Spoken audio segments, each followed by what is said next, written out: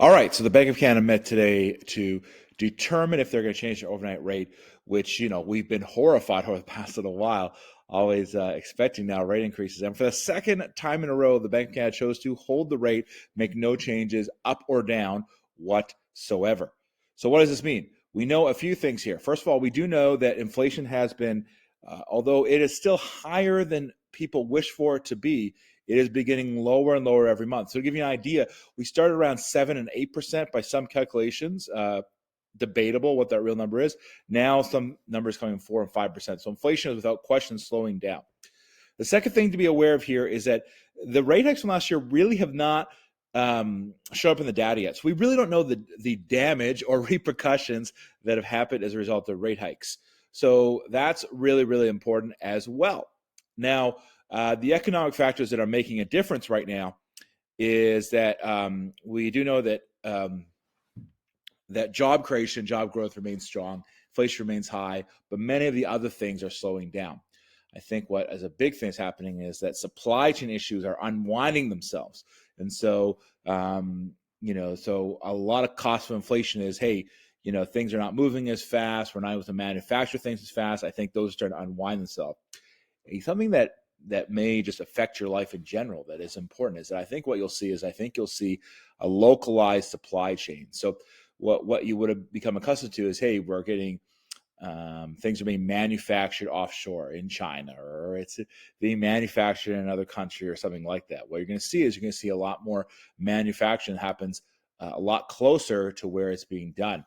And that is going to make a pretty massive difference on things, because that's how they're going to avoid inflation from that perspective. So rates staying static, still lots of gray clouds, the result of what's happened with the bank collapses in the United States, rate hikes not really showing what the effect it's actually going to have yet. So I think you'll still expect some pretty static rate hikes. The prediction has really changed to them having to move rate hikes down in the interim. So interesting thing on the fixed rates and the variable rates, fixed rates completely tanking this month. So we see some rates even around 4.5, even a little lower for fixed rates, which makes the fixed rate substantially lower than the variable. Could you lock in? Well, I remain steadfast that 90% of the time a variable outperforms the fixed, and I do believe wholeheartedly that other shoe is going to drop.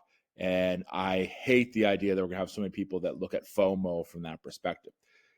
The other thing, but what if you decide to go fixed rate, you said, I just need to have a lower payment, need some relief for whatever it is, what would be the advantages or things to think about? First of all, you need to go eyes wide open the penalty. I have tons of information on this, but I'll go eyes wide open when it comes to the penalty. That's super important. What happens? The biggest thing is, what happens if I need to break my mortgage early?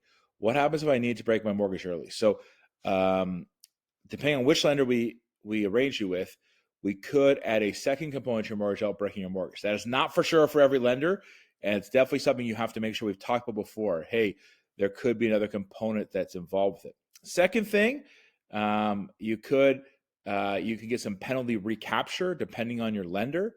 But again, when we're thinking about locking into a fixed rate, or you think about taking a fixed rate because we have unprecedented lower fixed rates of variable rates, we need to make sure we've discussed a strategy. So I know you're getting a tone from me that I'm like a little more pro fixed rates this week. It's not that I really am. It's that I do think that fixed rates, for the foreseeable future, it's going to take a while for the variable to get down to where fixed rates are. I mean, I think that although I do think the possibility and the likelihood of the variable rate going down is going to be, is more likely and quicker than we thought, I think that fixed rates staying lower for the year is going to be a bigger reality than we would have thought.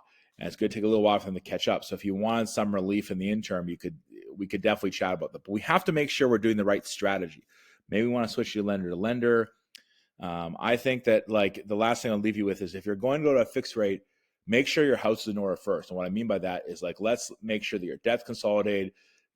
Don't let your house payment be the only thing you change. Let's clean up debt or anything in the meantime before we start looking at other options. So if we can help with anything, let me know. Hopefully that is a great update for you. Please, if you know anybody looking for some mortgage help, would you mind passing them our way? We love to give them a hand and help them on their mortgage journey.